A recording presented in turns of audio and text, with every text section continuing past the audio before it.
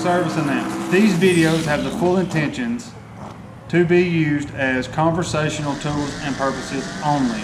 Anything that is expressed in these videos and videos before and after has the sole purpose of that reason. I know a lot of this stuff is repetitive. I hope that you can understand that. Again, these are for conversational purposes only. The comment box on these videos is for that purpose. Thanks for watching. What's going on, my YouTube family? This week was the kickoff of Memphis Street Outlaws, and I thought it was an amazing episode. And it was a couple of different episodes leading up to the actual 2-hour premiere, and the first one being where they went to a old airstrip that has been converted into a racetrack and raced Speedies, I think it was. That was filmed a while back, like a couple of years ago. A lot of the cars has changed since then, and some of the people that was racing on Memphis's crew isn't even a part of that crew anymore. The killer cab, Jamie Otts, he was still running nitrous there, and he has a big single turbo now, and he has had that turbo for a while. He was still nitrous in that episode. That, along with a few other things, led me to know that it was a while back. Discovery or Pilgrim, whoever does that ever so often when there's a race like that they don't really know how or when to put it into a season, they just randomly throw it in a season or two later.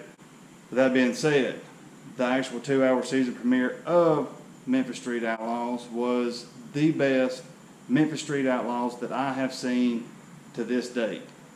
I have had a lot of controversial stuff regarding me and JJ, or me and the Memphis crew, and there was a lot of controversial stuff that I said in the past that I was told from someone you see or seen on the show every Monday night. That person is no longer with that crew, apparently, and I don't know if it was just somebody got mad and wanted to, get me to spread misinformation or whatever the case might have been, but from my perspective, I'm starting fresh with a clean slate, and I never had anything against JJ. My biggest thing was, from what I was told, from what that cast member, we'll call them, told me, it was not as much family oriented as they would like people to believe. But from what the show puts out there, I love the atmosphere of everything that goes on. I will say this, JJ is the fastest talking, hustlinest race master / racer / organizer, betting guy that I have ever seen in my life. He is on the starting line before a race, getting 20, 100, whatever he can get. And if you watch some of the people, they've locked into a $20 or $50 or $100 whatever dollar bet, and you can tell that they really didn't even know what had just happened, or they might have been starstruck. I don't know, but they was just completely confused. I do like it. That does add more to the show. It keeps things at a faster pace than what we might be used to with the original Street Outlaws. The OKC guys, they don't race other people or out-of-towners as much for anyone to have the opportunity to do that. I know it does happen when they do go out of town, but it's not highlighted like it is in Memphis. I like it. The things JJ can say to get someone to bet is so smart and so quick-witted that he, I felt like I was locked into a bet a few times with him just by watching the show. I loved it. But this week, he started off racing a crew, and it went to raining, and they had to shut it down after a couple of races. Memphis was walking away with it, and it started to look like it was going to be like every other episode that we have seen involving Memphis Street Outlaws. some half no-name guys, some guys who has a fast car that they think is comparable to some of the stuff that Memphis has. They go to their street and it's not what they thought. JJ and his crew on the streets of Memphis, the way that they do things, it's hard to beat them. Small tire, big tire, they about have something for everyone. And the more I watch it, the more I realize these sort of things. They have a car or truck that is comparable to just about any type of race car that someone can bring to race on the show, and I do love that part of the show. It's not $500,000 race cars that are all within a car length or a 0.2 of a second from each other like the 405 guys. So between the two shows, it is something for everyone. And with him racing Detroit, that is my biggest thing that I want to talk about. They actually raced someone that I feel like was the closest as far as horsepower, as far as street credibility, people that actually race on the street, that knows the process of racing on the street, that I have seen on the show since it started. He has hosted a couple of arm drops, and we've seen people like Ronnie Pace, and we have seen street guys there, but not that many racers that are ready to race on the streets against that caliber of car. I loved it. There was so many close races. It felt more on the edge of your seat type racing or watching the racing than normal. Normally, they just run out of their life, turn around and say, off with your head, and it's done. I mean, it's just back to back to back, and then they talk about how much money they made, and they're going to divvy it up. That's basically all that happens. And this week was a completely different thing. I love to see them race a group that was equal. The way they done it was, they locked in all these races, and then the first to 6 wins automatically was a clean sweep, and it took all the money. That was different. It was interesting, and from watching on TV, I don't really know how to feel about it. JJ and them, they cleaned house with it. It was great for them.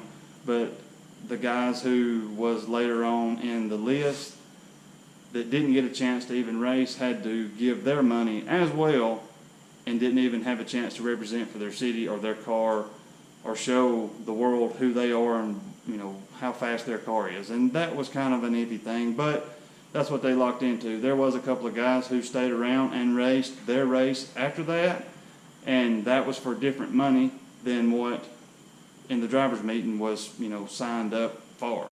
I do feel like that Detroit, come down there, and if you follow the guys on social media, they had been out testing the streets of Memphis before this show was filmed. They done their homework, and they are smart enough to realize that they're going to put Trisha and Precious first down the track, and that's kind of the same thing as the OKC guys putting Farm Truck out there first. If you can't outrun them, you don't deserve to be out there. With that being said, Midget and Precious is no joke at all. They have better win-loss records than most any racer you'll see on television. It's not a cakewalk by any means. I do feel like most guys feel like that they have the advantage because they are racing a girl, but it's proven that girls have better reaction times than men just across the board. So you put them on a road that they know, in a car that's proven on that road, and with the experience that they have, they are harder to beat than a lot of the guys on the show. With them going first every race night, they get more races in per episode or per season than anyone else, because if it was to rain out or somebody that was at the bottom of the card, they didn't even get the race, and they always go first because the rule that he has with the ladies going first. The main point of this video is not to sit down and break down every individual race like I normally do, because there was just so many of them. It would take a 30-minute video to do that. I just wanted to give props to JJ and his crew for taking home the win against Detroit, which, as we know, if you study this or know anything about street racing or just have followed the show, that's all it really takes. That the guys they raced are legit street race guys. Yeah, they do track race. Yeah, they do no prep every now and then, but they are legit street racers. You can catch them testing their stuff, making legitimate, quick, full power passes on the street, and JJ walked through them like a cakewalk. Pretty much. They lost a couple, and there was problems when they did lose. So JJ and his crew has their shit together 100% when it comes to racing on the streets of Memphis. I don't know how long ago this was filmed, but as we seen, Don Gingrich did destroy Gangster, and after it was all over with, JJ was talking about putting a race together to raise money to get him another car, and that's something that you do not see on any of these shows, and you've got to respect the man for that. He is talking about like renting a racetrack and holding a JJ's arm drop, and people paying to get in at the gates, and the money that they win from racing and all that to give to Don to buy him another race car. And that is, take your hats off to the guy. He does keep a tight-knit group, and he really does treat them like family from everything that I can see. And I hope that the season continues to be, a higher caliber of race car that they're racing against than what they have raced in the past. Most of the races that went on this week was won within the first 60 foot. There was a couple of turbo guys and stuff that was reeling them in, but they have that, when JJ's arm starts to move, they are on it, and they jump out, and that's it. Nobody can run them down. There was a fight. There was a little bit of everything in this episode, and it was, for me, the best episode to date for Memphis Street Outlaws. And every question that I had about stuff like that was answered. I do like the fact that if you challenge the end guy's call, it was $100. I know I've said it 12 times in this video probably, but I did like it. It was the best one to date, and I hope that the rest of the season and even the rest of the career of Memphis Street Outlaws turns out that way. These guys have made a name for themselves.